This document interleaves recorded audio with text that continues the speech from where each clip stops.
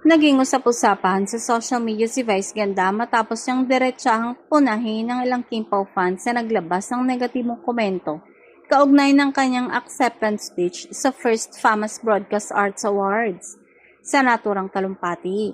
Hindi niya nabanggit ang pangalan ni Kim Chiu habang nagpapasalamat sa kanyang mga kasamahan sa It's Showtime.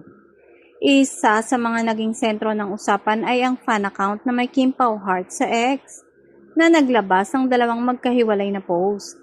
Sa una ay tinanong nito kung bakit hindi nabanggit si Kim Chiu habang sa ikalawang post ay iminungkahi pa umano na umalis na ang aktres sa It's Showtime.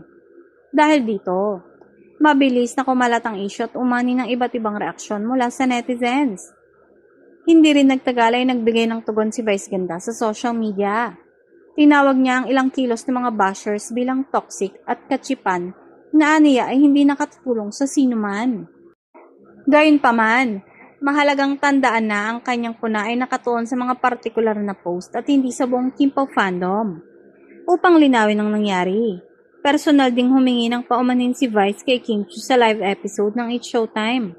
Ipinaliwanag niyang hindi sinasadya ang hindi pagbanggit sa pangalan ng kanyang co-host at dulot lamang ito ng sobrang excitement habang tinatanggap ang parangal. Binati rin niya si Kim at iba pa nilang mga kasamahan sa programa.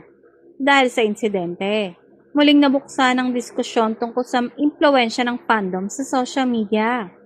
Maraming netizens ang nagpahayag na normal lamang ang pagtatanggol ng mga tagahanga sa kanilang iniidolo. Ngunit may ilang ding naniniwalang mahalagang iwasan ang mga pahayag na maaaring magpalala ng hindi pagkakaunawaan. Sa kabila ng naging kontrobersya, tila agad namang naayos ang issue sa pagitan ni Vice at Kim. Marami ang umaasang magsisilbi itong paalala sa lahat ng fandom na panatilihing magalang at responsable ang pagpapahayag ng kanilang saloobin, lalo na sa mga usaping madaling lumaki sa social media.